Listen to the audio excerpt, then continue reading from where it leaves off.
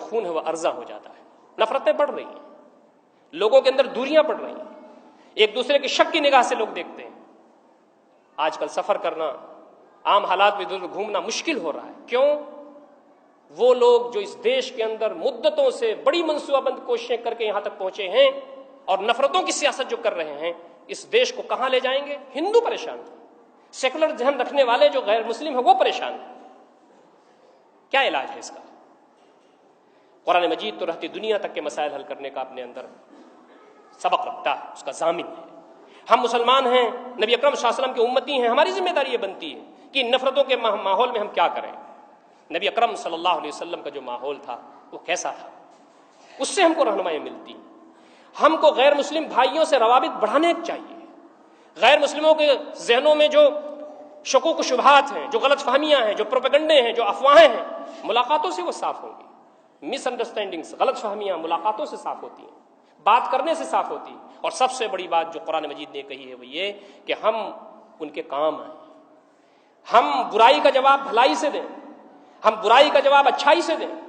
اگر وہ ہمارے لیے بد دعائیں دیتے ہیں تو ہم ان کے لیے دعا کریں, اگر وہ ہمارے راستے میں کانٹے ڈالتے ہیں تو ہم ان کے راستے میں پھول ڈالیں. یہ جملے تو بڑے اچھے ہیں, لیکن اس پر عمل کرنا کوئی معمولی کام ہے؟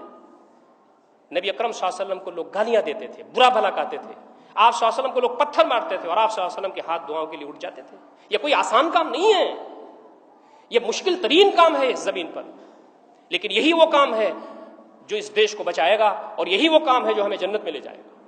تو فرمایا کہ یہ کام بڑے ہی جنگی پیمانے پر کرنے کی ضرورت ہے. مسلمانوں کو زیادہ سے زیادہ غیر مسلموں سے ملنے اور ان کے ذہن جو مسموم ہو رہے ہیں ان ذہنوں کو صاف کرنے کی ضرورت ہے. یہ کام جتنے ہی بڑے پیمانے پر کیا جائے گا اتنے ہی بہتر ہوگا. آج کوشش اس بات کی ہو رہی ہے کہ غیر مسلم جو سیکولر ذہن کے رکھنے والے لوگ ہیں, جو اس آئیڈیالوجی کے, اس نظریے کے خلاف ہیں, جو یہاں پر پیار اور محبت کے ساتھ رہنا اور جینا چاہتے ہیں, ان کو لے کر کے اس دیش میں امن پھیلانے کی ضرورت ہے. اس دیش میں اللہ تعالیٰ کے پیغام کو عام کرنے کی ضرورت ہے. مغربی یو پی کا واقعہ ہے. ایک گاؤں تھا, اس میں لوگ مسجد نہیں بننے دیتے تھے. گاؤں میں مسلمان کم تھے, غیر مسلم زیادہ تھے. یہ بہت زمانے کی بات نہیں ہے. ایک دور حیثیت والے مسلمان تھے, مولوی صاحب تھے.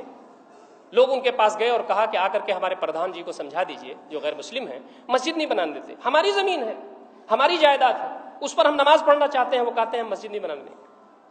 انہوں نے کہا ہم آئیں گے. وہ وہاں پہنچے. مظفر نگر سے بس گاؤں میں جاتی تھی.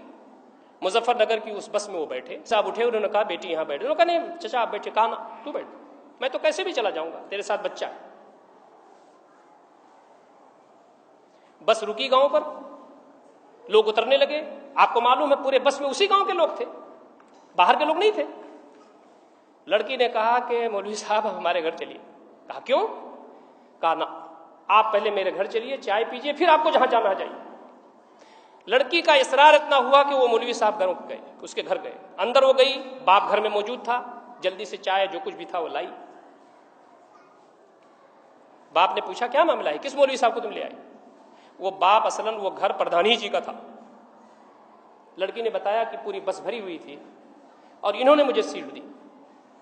میرے گاؤں میں فلاں صاحب بھی تھے, فلاں صاحب بھی تھے, فلاں صاحب بھی تھے, جو آپ کے یہاں بیٹھ کے آ کے گھر پہ آپ کے بیٹھتے ہیں, چائے پیتے ہیں, وہ سب بھی تھے اس میں. کسی نے مجھے جگہ نہیں دی, یہ مولانا صاحب نے جگہ دی. کہا ٹھیک ہے.